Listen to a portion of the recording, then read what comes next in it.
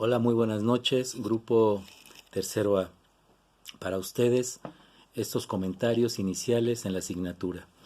La asignatura tiene 5 bloques, todavía es el plan anterior, no es por trimestre, pero en este caso los primeros 2 bloques o un bloque y medio es el que vamos a evaluar en este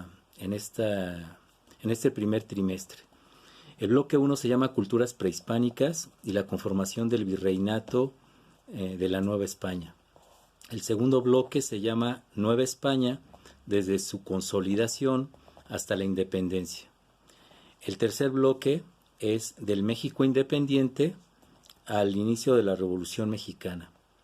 El bloque 4 ya sería la Revolución Mexicana hasta 1982 por la crisis económica.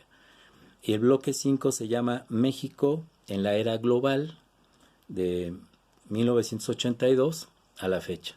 Entonces imagínate todo lo que podemos comprender de México, cómo hay una infinidad de fuentes, hay una infinita formas de trabajar, en el sentido de que no solamente se pueden hacer textos, sino videos, juegos, etc.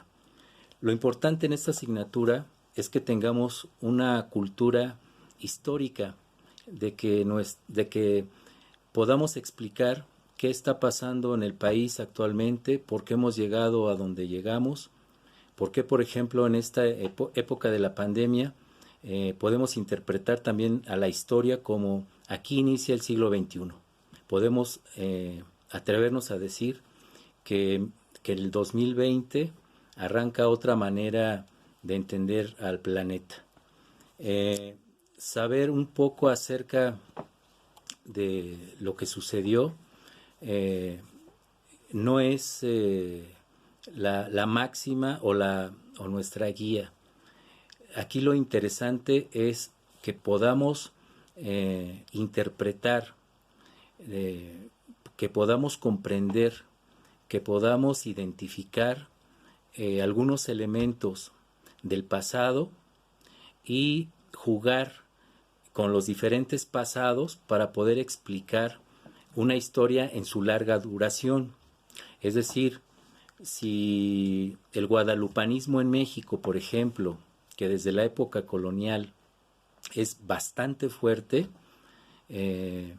porque sigue viva esa simbología entre nosotros como cultura, porque la educación en México tiene una forma, la educación oficial tiene una manera de ver la historia como siempre se identifica con héroes, con conquistas, con una independencia que nos hizo libres, entre comillas. Es tratar de entender por qué se ha escrito así la historia de México y no solamente memorizar los hechos en abstracto, ¿no?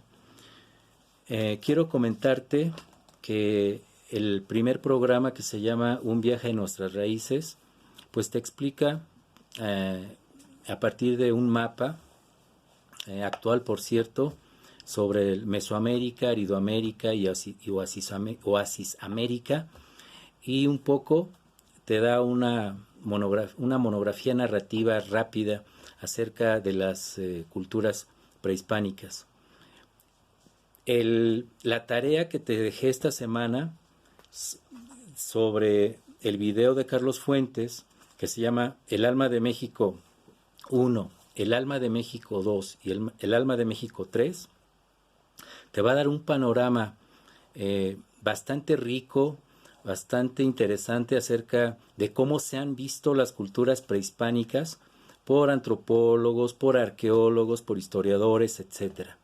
Entonces, es una manera para que podamos acercarnos a cómo se han visto las culturas prehispánicas y no solamente hablarte de las culturas prehispánicas en sí, como así fueron y no se hable más. Lo interesante de estos videos es que te da un panorama de cómo se pueden entender por diversos autores estas culturas prehispánicas. Entonces, ponte abusado, esa es la tarea de esta semana. Y quiero mencionarte un libro que habla acerca de un concepto que en Historia de México, porque como ya se empezó a hablar en el segundo video de la conquista de México, un libro, unas notas sobre un libro de Octavio Paz acerca del verbo chingar, porque todos los conceptos tienen muchas historias y el verbo chingar en este libro lo esboza Octavio Paz de forma magistral, muy interesante. ¿Por qué? Porque la historia de México, en el segundo video que observé, pues parece ser que Europa se llega, hace muchos viajes, los viajes de descubrimiento y los viajes de conquista, parece ser que les fue muy fácil e imponen una manera de ser y estar, y el chavo en México trae la noción de pues ya nos chingaron, ¿no? Entonces quiero partir de ahí, ¿sí? De expresar algunas líneas. Les voy a leer algunos párrafos de este libro escrito en 1950. Entonces, enfatizando que es una interpretación sobre el verbo chingar. Es un poeta crítico, es un mexicano que tiene mucho que decir acerca de la cultura en México. Comenzamos. ¿Quién es la chingada? Ante todo es la madre, no una madre de carne y hueso, sino una figura mítica. La chingada es una de las representaciones mexicanas de la maternidad, como la Llorona o la sufrida madre mexicana que festejamos el 10 de mayo.